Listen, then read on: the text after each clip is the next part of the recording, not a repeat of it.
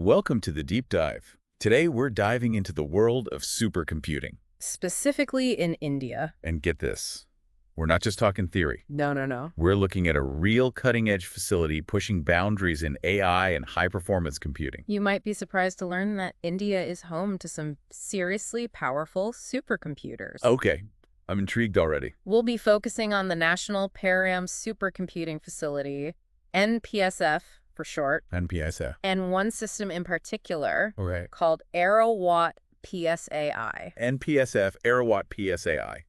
These names sound like they're straight out of a sci-fi movie. They do have a certain ring to them. Before we get lost in the acronyms, can you give us the lay of the land? Sure. What exactly is the NPSF? It was established by India's Ministry of Electronics and Information Technology, Okay. and their goal is to make high-performance computing systems accessible. The kind most of us only dream of. Exactly, to institutions and industries across India. So it's not just about providing the hardware. No, it's also about helping people actually use these systems effectively. Empowering a whole generation of researchers and innovators. That's the idea. That's fascinating. Mm-hmm. But how does AIRAWAT PSAI fit into all of this? What makes it so special? Well, AIRAWAT PSAI is actually a combination of two powerful systems. Okay. It all started with PARAM City AI, which was the fastest supercomputer in India back in 2020. Okay. This thing was a beast with a peak performance of 5.26 petaflops. Petaflops. One petaflop is a quadrillion. A quadrillion. That's a 1 with 15 zeros after it. Oh my goodness. Floating point operations per second. Wow, my brain just did a backflip.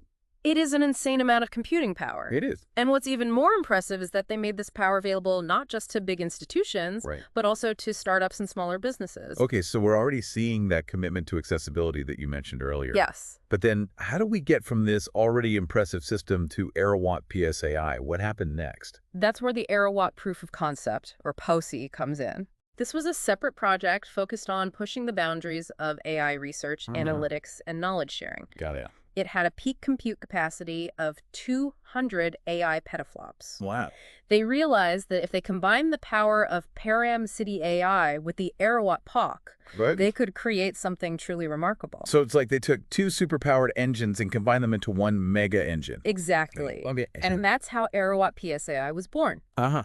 This combined system boasts a peak performance of 410 AI petaflops Okay. for mixed precision calculations. Got it. And 13.17 petaflops for double precision calculations. 13.17 for double. Yes. Wow, that puts it in the big leagues. It achieved a global ranking of 75th on the top 500 list of supercomputers. Oh, wow. So it's up there. So what are some of the things this system is actually being used for? Give us some real-world examples. Well, AIRAWAT PSAI is like a Swiss Army knife of supercomputing. Okay. It's being used across a remarkably diverse range of fields. Like what? For example, over 45% of users are working on AI applications. That's significant. This tells us something really important about how research and development are evolving in India. It definitely suggests that India is positioning itself as a major player in the AI field. It does. But can we get a little more specific about the types of applications? Absolutely. Okay. Imagine using AI to analyze medical images, Right. to detect diseases earlier and more accurately. Wow. That's Or using it to design more efficient solar panels to combat climate change. Oh, wow. That's really cool. Or even training AI models that can understand and translate languages. Breaking down communication barriers. That's really powerful. These are just a few examples. Wow. So we're talking about applications that it could have a real impact on people's lives. Definitely. But all of this is happening thanks to some serious hardware, right? Oh, absolutely. For those of us who aren't supercomputer engineers, what actually makes up a system like this? Right. What are the key components? So let's break it down. Okay. AIRAWAT PSAI has a pretty impressive hardware lineup. I bet. First, you have the compute nodes, the workhorses of the system. Compute nodes. It has 82 NVIDIA DGX A100 servers, A2. each with 8 powerful CPUs. 8. Okay. That's a total of 20,992 CPU cores. Whoa. Okay. Then you have the GPUs, which are specialized for AI tasks. Okay. There are 656 NVIDIA A100 Tensor Core GPUs in the system. That's a lot. 8 per node. Okay, those are some big numbers. They are. They're kind of going over my head. I can imagine. Can you help me understand what these components actually do? Think of it this way. Okay. The CPUs are like the brains of the system, Okay. The brains. handling the general purpose computing tasks. Okay. The GPUs are like turbocharged brains. Turbocharged brains. Specifically designed for handling the complex calculations needed for AI. Okay, so it's like having a team of brilliant minds working together, each Yes, specializing in a particular area. that's a good way to put it. But how do all these components talk to each other? How do they share information and work together efficiently? That's where the InfiniBand network comes in. Yeah. Imagine a super fast highway connecting all the components, Gotcha. allowing data to zip back and forth at lightning speed. So it's not just about the processing power of the individual components. No, It's also how quickly they can communicate with each other. you got it. And that's crucial for the overall performance of the system. Absolutely. Think of it like a team of expert chefs working in a kitchen. Okay. If they can't get the ingredients and communicate efficiently, Oh, it doesn't matter how talented they are, right. the meal won't come together on time. That's a great analogy. Thank you. So I've got the brains of the system, the communication network. What about storage? Right. Where does all the data live? The storage system is equally impressive. Okay. It has a total capacity of 10.5 petabytes, Petabytes. which is a mind-boggling amount of data. Like how much? To put that into perspective, that's enough storage to hold over 2 million high-definition movies. Oh my goodness. They use a two-tiered storage approach. Two cleared. Okay. First, there's local storage on each compute node, consisting of 4 NVMe drives. NVMe. These are like super fast hard drives Good. that provide each node with quick access to the data it needs. So it's like each computer has its own little library for quick reference. Yeah, that's a good way to think about it. But what about data that needs to be shared across the entire system? That's where the network-attached shared storage comes in. Okay. It's a fast, parallel, luster-based storage system, Luster-based. capable of handling a whopping 250 gigabytes per second of data transfer. Oh, wow. That's a lot. Think of it like a massive central library that all the computers can access at lightning speed. Okay, so it's like having a super efficient library system Yeah. where everyone can find the information they need instantly. Mm-hmm. But all of this hardware wouldn't be much good without software, right? You're absolutely right. What's the software side of AIRAWAT PSAI look like? The software stack is the unsung hero of any supercomputer. Okay. It's the collection of operating systems, libraries, and applications Right. that allows researchers to actually use the system and run their experiments. So it's like the control panel that allows you to harness all that power and actually do something with it. Exactly. So it's important. And one of the most important parts of the software stack is the monitoring software. The monitoring software. They have tools to monitor everything from the health and utilization of the compute nodes Okay. to the performance of the InfiniBand network and storage system.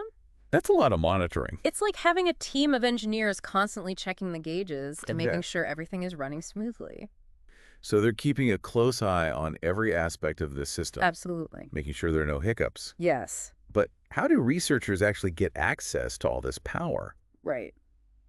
It can't be as simple as just logging in, right? You're right. There must be some kind of process. There's a process in place Okay. called the Technical Affiliation Scheme, or TAS, I designed to ensure fair and equitable access to this incredible resource.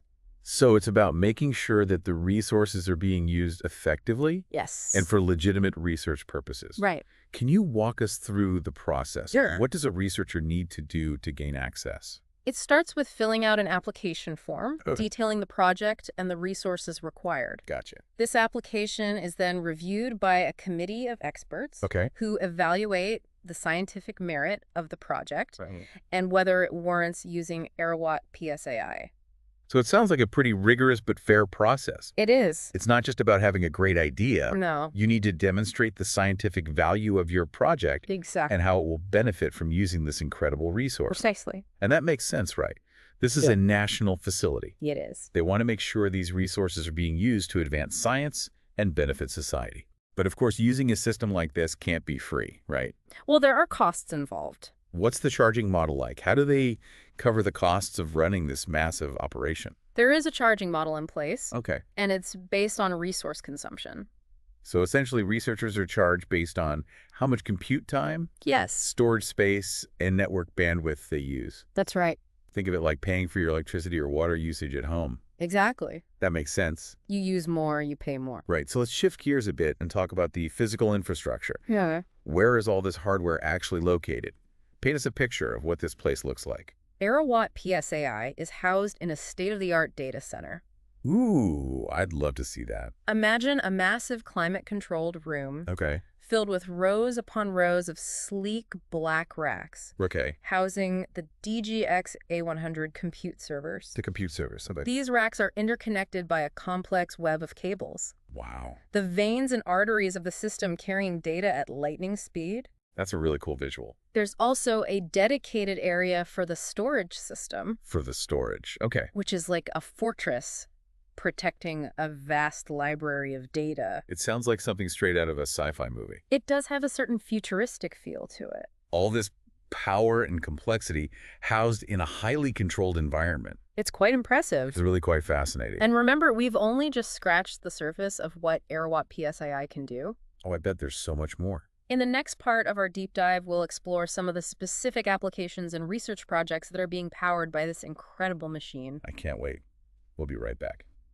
Welcome back to our deep dive into the world of supercomputing in India. Back again. Before we went away, we were talking about the physical space Right. that houses AIRAWAT PSAI. A sci-fi fortress of data, you said. Something like I that. like that. But Okay. now, let's zoom in on some of the technical details that make this system such a powerhouse. I'm all ears. We touched on the InfiniBand network earlier. But to be honest, Yeah. I'm still a little fuzzy on how it works and why it's so important. Well, it's not just about raw speed with InfiniBand, Okay. although it certainly delivers on that front. I bet it does. It's also about low latency, Low latency. Also. meaning there's minimal delay in transmitting data. Right, right. This is crucial for applications like high-performance computing and AI, Gotcha. where even tiny delays can significantly impact performance. So it's not just about how fast the data travels, No. but also how quickly it gets where it needs to go. Exactly. I guess in the world of supercomputing, every Yeah. nanosecond counts. Absolutely. I can imagine. AIRAWAT PSAI uses a specific type of InfiniBand switch Okay. called the NVIDIA Quantum CS 8500. Okay, NVIDIA Quantum CS 8500. This switch is a beast, In what way? offering a staggering number of ports and an Nice. aggregate switch throughput of 320 TBs. Whoa, those numbers are mind-boggling. They are impressive. But for those of us who aren't networking experts, Yeah. what does all that actually mean? Imagine a highway with hundreds of lanes, Okay. all designed for high-speed traffic. Got it. That's what the InfiniBand switch provides for data within the supercomputer. Okay, so it's managing all that traffic. It ensures smooth and rapid communication between the compute nodes, Right. GPUs, and storage systems, So no traffic jams. all without creating traffic jams. Exactly. Perfect. And I remember you mentioned that this switch is liquid-cooled. Yes. Why is that necessary? Think of it like a high-performance race car engine. Yeah. Yeah. All that power generates a lot of heat. Makes sense. And if you don't have a top-of-the-line cooling system, Yeah. things can overheat and break down. Right, of The course. same principle applies to this switch. Got it. Liquid cooling helps dissipate heat much more effectively than traditional air cooling, So it's more efficient. ensuring optimal performance and preventing overheating. Gotcha. It all comes back to maintaining that incredible speed and efficiency. It does. Now let's zoom in even further and talk about how specific components work together, Okay. like the GPUs and the InfiniBand host channel adapters, Right, yeah. or HCAs. With HCA, How do they interact? each GPU has its own dedicated HCA, Okay, dedicated. which acts like a direct connection between the GPU and the InfiniBand network. Okay. This allows the GPU to send and receive data at lightning speed Right. without having to go through the CPU, So it's bypassing. which would create a bottleneck. So it's like giving the GPUs their own express lane on the InfiniBand highway, Exactly. bypassing all the traffic. Exactly. That's a great way to put it. But how is all this power actually managed and monitored? Right. You mentioned monitoring tools earlier. Yes. What kind of insights do these tools provide? Monitoring is crucial for any supercomputing facility. Okay. The team at NPSF uses sophisticated tools to keep a close eye on every aspect of the system. I bet. For the compute nodes, they monitor system statistics, health, utilization, Okay. power consumption, and temperature. That's a lot of data. It is. They need to make sure everything is running smoothly and efficiently. Yeah, they do. It's like having a team of doctors constantly monitoring the vital signs of the supercomputer.